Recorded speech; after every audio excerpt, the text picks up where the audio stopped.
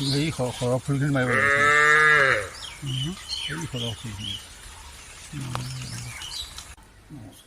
আমি সকলোৱে লক্ষ্য কৰিছোঁ এই বছৰ বাঁহ ফুলৰ পৰিমাণ অধিক। বাঁহ ফুলিলে হেনো আকাল মহামাৰী হয়।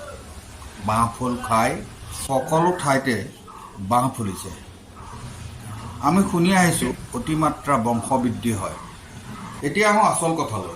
এইবাৰ বাঁহ ফুলৰ পৰা হোৱা গুটিবোৰ খাবৰ বাবে অসংখ্য ক'লা বৰণৰ পোক আহিছে আৰু সেই পোকৰ লাখ লাখ বংশ বৃদ্ধি হৈ বাঁহ গছৰ গ্ৰামাঞ্চলৰ বাঁহ ফুলা বাঁহ গছৰ ওচৰত থকা বাসগৃহলৈ এই পোকবোৰ লানি পাতি আহি মানুহৰ বাৰী আৰু ঘৰৰ চৌপাশ উপচি পৰিছে।